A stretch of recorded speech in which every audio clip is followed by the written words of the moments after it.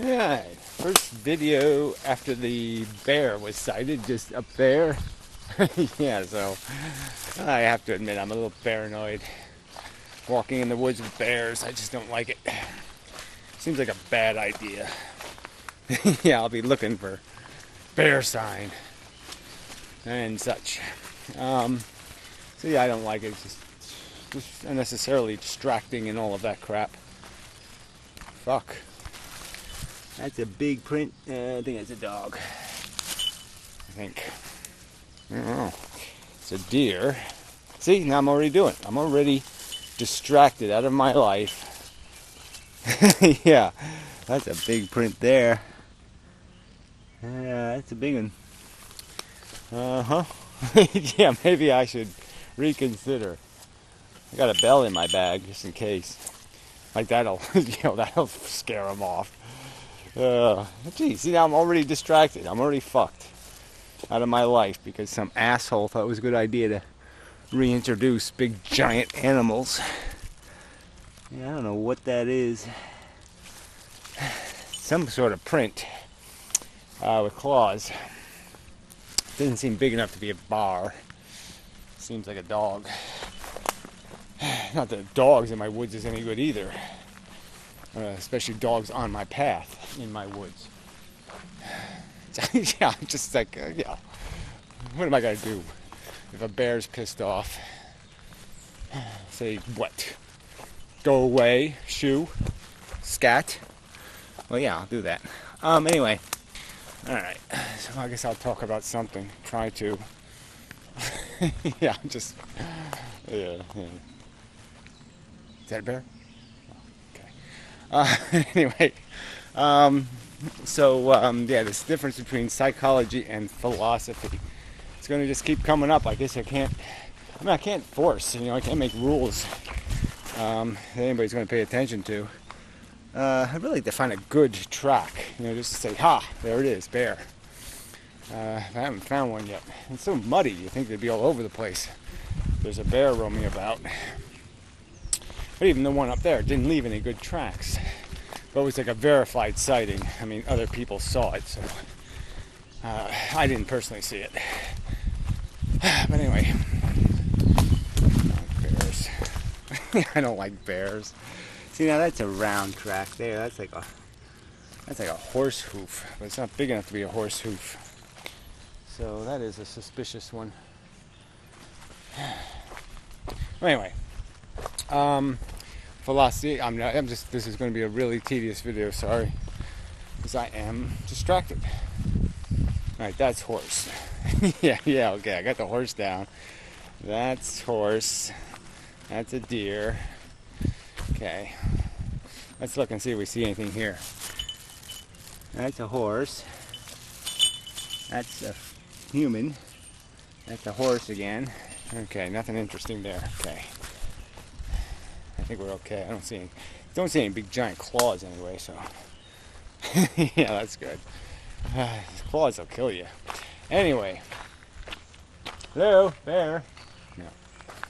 No answer. Philosophy, psychology. Yeah, so we have to recognize that we are psychology, and that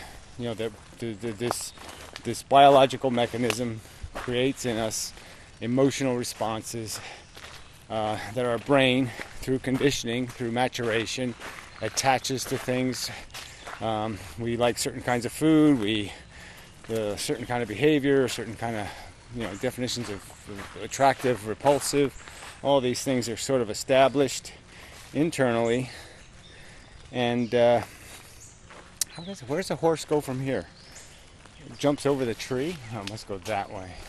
That doesn't look like a very good path. I've been that way. That's dead end. I don't know why the horse is going that way. But anyway, I'm going to go my way. Anyway, this horse isn't going to like it all. So now I'm on horses. Oh, this video is just going to be so difficult. Anyway, but maybe there'll be a piece of gold in it somewhere. So we have this motivating mechanism that creates in us all these... it establishes a value regime based on our visceral biological mechanism, and this conditioned associations, our life experience. We like chick films, we don't like chick films, this kind of bullshit that happens to us. Sports, no sports, all that kind of crap, blah blah blah. And then we're doing this other thing, this thinking thing, that's also attempting to describe the game, describe the values, describe what we want to accomplish. So we're like on the field, we feel like just kicking the ball, like just running and kicking the ball into the goal. And then, but we can know intellectually that the game isn't that simple, that we aren't allowed to. It's like you could be the pitcher in baseball, and you could say, I don't like this guy, and you just throw the ball at him. Fuck letting him hit the ball, I'll just hit him with the ball. Okay, you could do that, but you know that would be breaking the rules of the game. You know that's not how the game is played. The game is a contest, and the contest has these rules that we're trying to measure skills, and that this isn't, your job isn't to disable that player by throwing the ball at him. So that's the context. So we're playing a game where we feel certain things and want certain things and have a certain taste and a flavor, and we have attitudes imposed on us by our biology and our conditioning.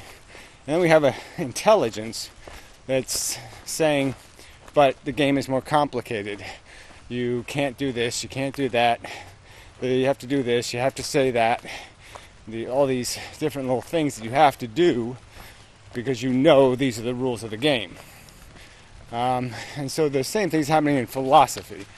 Your body is saying you want a certain truth to be true. You want to be able to say the narrative of reality is a very cool narrative.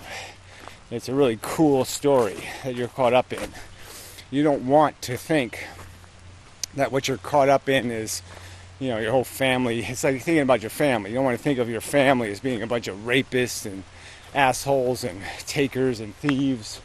You would want a pleasant narrative of productive people and accomplishment and almost of heroic proportions, that kind of thing. That you want a good story, not a negative story. Still looking for bar. Looking for the bars. Anyway, so far so good.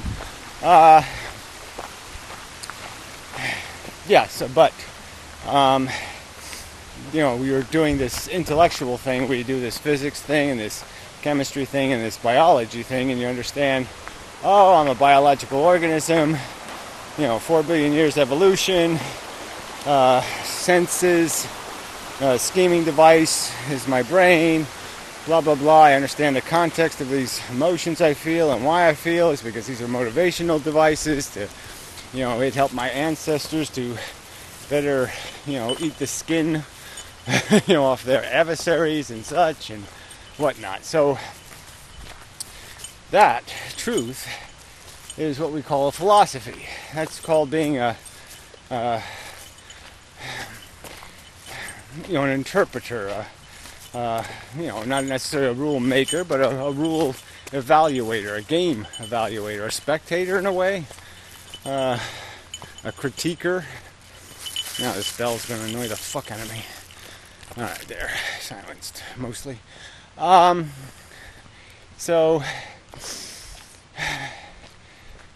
it's just these are distinctions, and I'm just saying that this sort of has to be established. I mean, this is sort of a fundamental premise. If you're going to say you're a philosopher or you're a thinking person, if you're going to tell me what your organs think, what your stomach thinks and what other parts of your ambition and your ego, that's not philosophy. That's not the game. You're just talking about how much fun it is to kick the ball. You're just going to tell me about how it feels good to run. That's not philosophy. Philosophy is understanding the game. Understanding that the real context of our individual existence is a bigger context than running with the wind, running with the bulls even. Reality is bigger than what you feel. about your life and about what you think you're accomplishing. Much bigger. And yeah, so if you're going to be a philosopher, you're going to have to do something more elaborate. Those are dog prints. This is a pretty well-traveled path, so I don't think bar would be on this one. Anyway, yeah, really, I have paranoia. I'm going to become a paranoiac. I really do want to I just want to find all the people who voted to reintroduce bears and kick them so fucking hard in the nuts. What assholes. Anyway, yeah,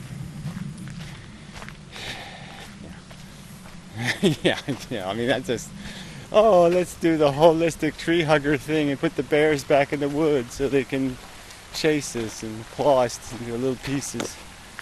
Fucking idiots. Make nature so much more enjoyable to be paranoid. Yeah. What's a nice little walk in nature without paranoia? Fuck. Einstein. Anyway. So I think that's pretty much enough. Make an add-on later maybe.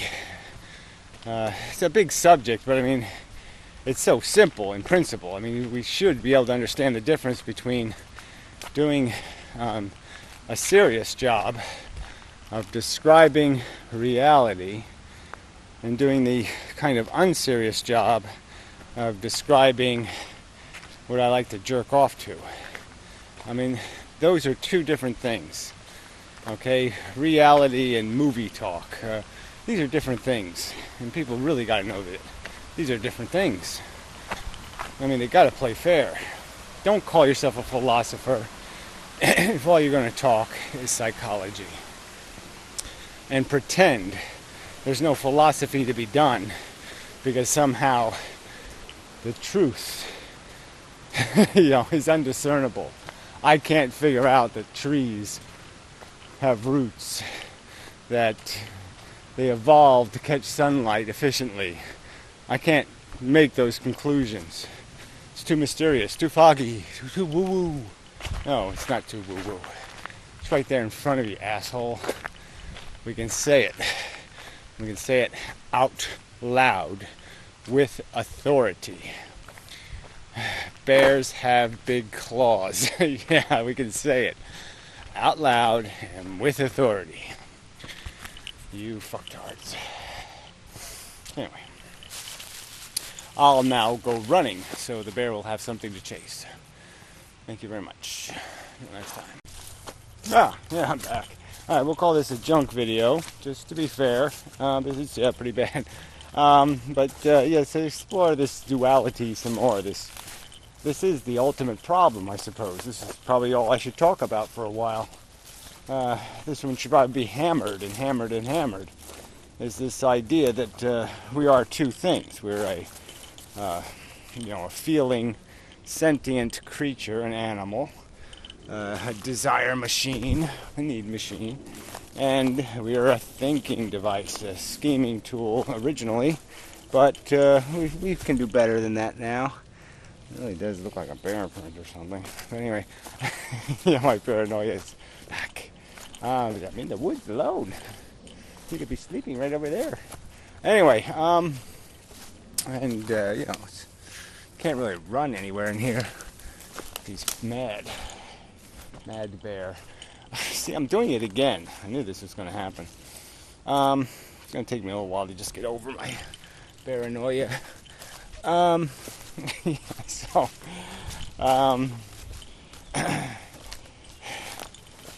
do we deal with this? How do we force people? What kind of what kind of markers can we use? Can I use a big red marker every time somebody crosses the line and uses psychological language and rhetoric and pretends it's philosophy, that it's something to do with the truth or reality? Because they're not the same thing. Your internal narrative, your desire, your sensibilities, your awakeness is not, okay, your understanding, your knowledge base, your capacity to calculate, your capacity to know, your capacity to produce the function of answers to questions. These capacities are not something that springs out of your biology. These are things that require a whole different part of you to be fed, to be nurtured. A part of you that, again, you can live totally without. You don't need to be intelligent. You don't need to be all these things to live a life, to get through a life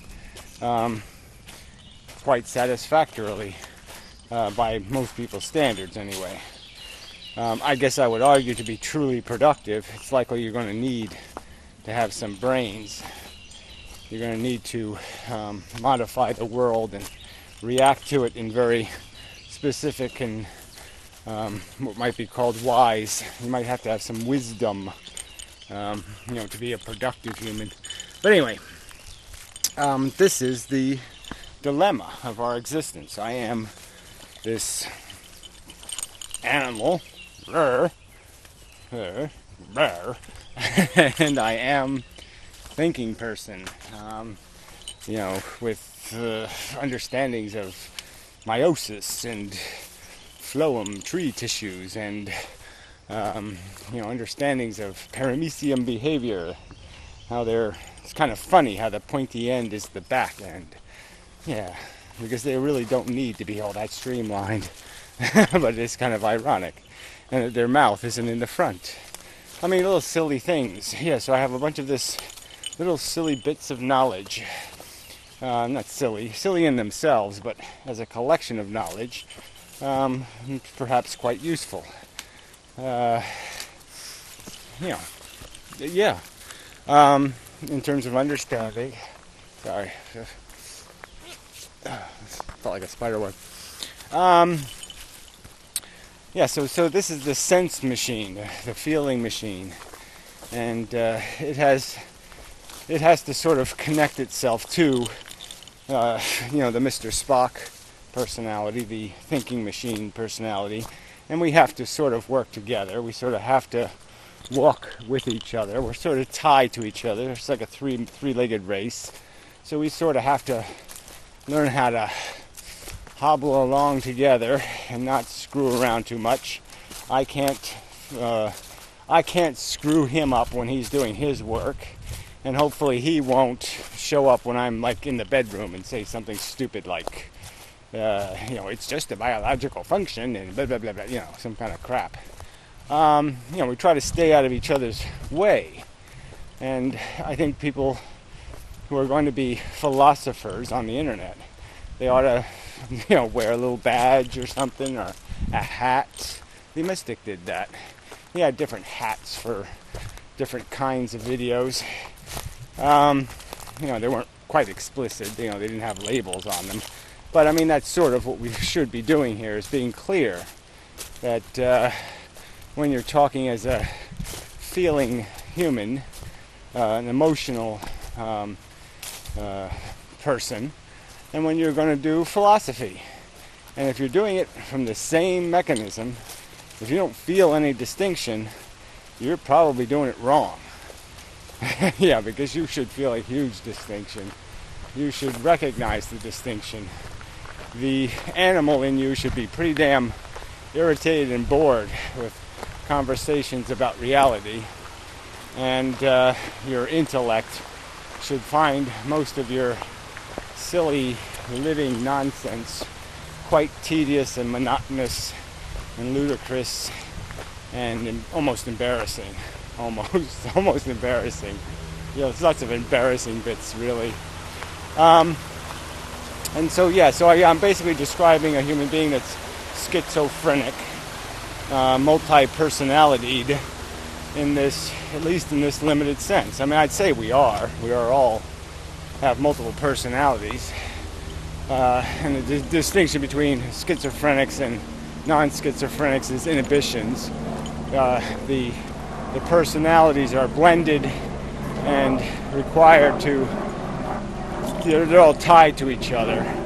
Where schizophrenics, they're allowed to run free and drive the bus, you know, and that's sort of the distinction. They're all consuming these individual states of being, and that's the only person they are. While we are both people, we still hear, you know, we can still hear the other voices talking in our heads.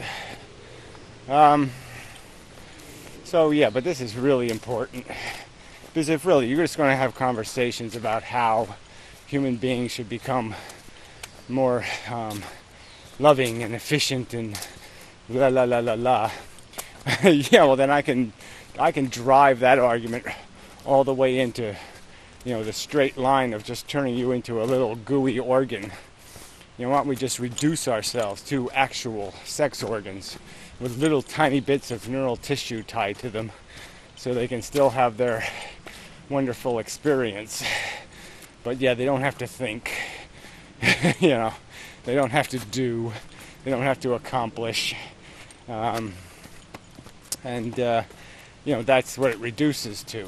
Because all your emotional nonsense is just that. I mean, you aggrandize it, try to put good titles on it, self-actualization, you know, which just means delusion of grandeur, delusion of accomplishment and victory.